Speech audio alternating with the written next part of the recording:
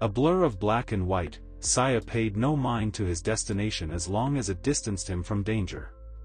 He weaved through countless Visio onlookers, cloak gripped shut to prevent his unique aroma from belaying his unwanted presence. Spitting profanity and threats to anyone who slowed him down, Saya could hear the man's boots behind him, dragging gravel beneath his feet with each angry step. As a local he had the advantage of knowing the city. Whereas Saya, the interloper, needed to rely on vampiric intuition to keep him on the right path. A rusty dumpster guarded the entrance to a gloomy side street. Saya bounded over its rusty top without faltering, pausing only to yank his already worn cloak from a jagged finger of metal jutting out the lid. Hunger gnawed at his gut. Angry acid, strong enough to melt a bus, swirling like a toxic witch's brew. Saya had a fleeting thought to scoop up a rat to take the edge off, but he didn't dare slow his pace. Diminutive side streets provided momentary refuge from the loud neon lights of late-night booze-filled establishments. Slender fingers, hot like embers pulled from a recently extinguished fire, overlapped like a tight bracelet around Saya's forearm. Instead of pulling back from the man's grip, he stood aghast at the unexpected comfort he felt. "Leave," said the man, through clenched teeth. Contempt came from Dane's mouth via a feral snarl, directed at this man he clearly knew. His eyes stayed locked on Saya, his determined stare ensuring Saya they would see each other again. Dane raised an eyebrow menacingly, hands raised in reluctant surrender, spat at their feet and backed away. The shadow man stood still as the brick walls that sandwiched them, as the pair watched the busy street claim the threat and Dane disappeared from view. "Come with me." The stranger addressed Saya for the first time, his low tone faint as the wind carried it onto the street ahead of them. "He'll be back, and he won't be alone." The two men walked one after the other at a steady pace. Not too fast as to draw attention, but not without purpose either. Saya drew his hood tight around his hair like a security blanket as they moved. If his scent didn't give him away, his blinding locks would.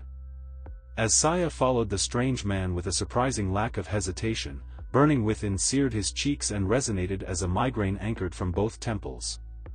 An invisible magnetic force returned Saya's gaze to the skin of the man's nape. He could sink his teeth there and slake his thirst, but he used all his willpower to hold back. He wouldn't be seen as a weak creature unable to control his hunger, repaying his savior by treating him like a drinking box. The streets grew narrower and more remote. The sounds of bustling nightlife faded. If he closed his eyes and erased his unfamiliar companion from the picture, Saya could see himself on a night stroll through his home realm.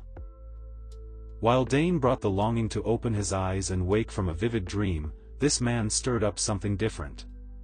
After several moments of walking in palpable silence, unease gripped Saya as the man stopped walking. He'd followed the man without hesitation or question of where he might be leading Saya. Although he questioned this decision, and he waited for signs in his belly he would immediately recognize as instinct, the urge to flee never came. The man bypassed the rickety front steps in a single stride. He waited for the creak of the wood behind him indicating Saya's presence and stepped through the unlocked door. The outward appearance of the building told of a home Lihor had long forgotten. Following the stranger, blind to the possible horrors that could potentially await him, Saya wondered if he were willingly entering his safe house or his tomb. Heavy projectiles sat beneath the front windows on either side of the main entryway. Some little shitters had taken joy in hurling bricks through the panes just to watch them shatter. An immediate adjacent hallway bisected the derelict structure, an unintentional crude pathway of shattered beer bottles pointed to stairs descending into the unknown. In the depths of the house sat a small room, and in the corner, a table more wax than wood. The moonlight struggled through a sad excuse for a window touching the ceiling above. It looked like an afterthought, trapped between two levels, this one and the room above. "I know what you are." The man crossed the claustrophobic space and stopped in front of the solitary piece of furniture. "But, I don't give a damn." A slow wave of his hand over gnarled candles fused to the wood, sparked life into each withered wick. Light bloomed from the corner here the man stood, not filling the room but far-reaching enough to bring the well-planed angles of his face into focus for the first time. Saya might have swallowed his tongue were it not attached. He ran the muscle over his fangs, coaxing them back into hiding. If this man had wanted him dead, he would have left Dane to his dastardly plans. If he wanted him dead, he would still be back in that alley.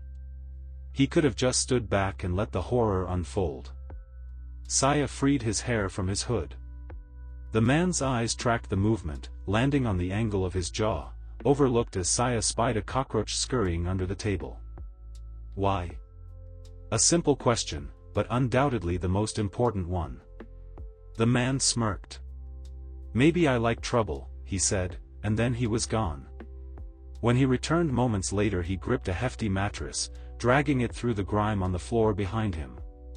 The protective plastic denoted its newness, standing out hilariously against the gungy and otherwise abandoned environment. Was he living here? Was he also keeping a low profile? "You're far from the border," he said. "You won't make it before dawn." Plumes of dirt clouds swirled in the air as the man dropped the mattress on the floor. He retrieved a pillow and a rumpled wad of fabric, a blanket, from under his arm, and tossed them on the bed. The plastic crinkled beneath their weight.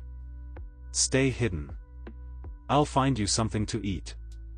For the first time in decades Saya felt something unfamiliar. Trust. A colorful myriad of rage-fueled words spilled from Dane's lips as he paced outside the door.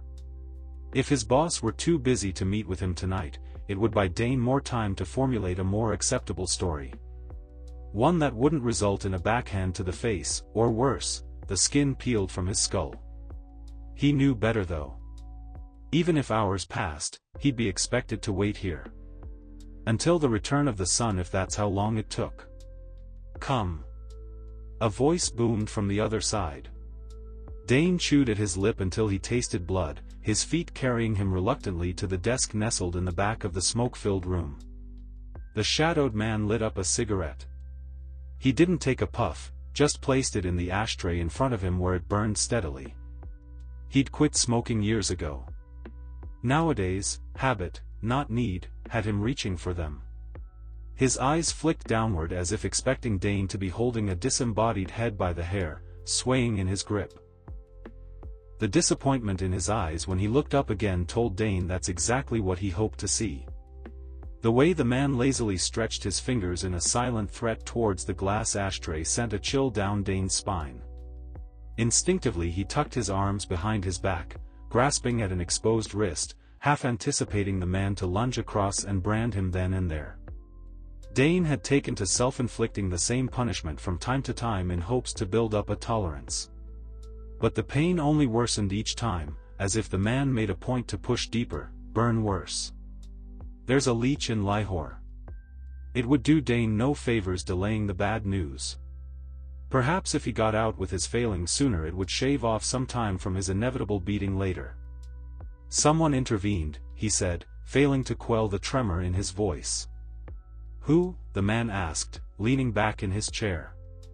Dane traced the circular scars on his wrist and cleared his throat. "It's Leon."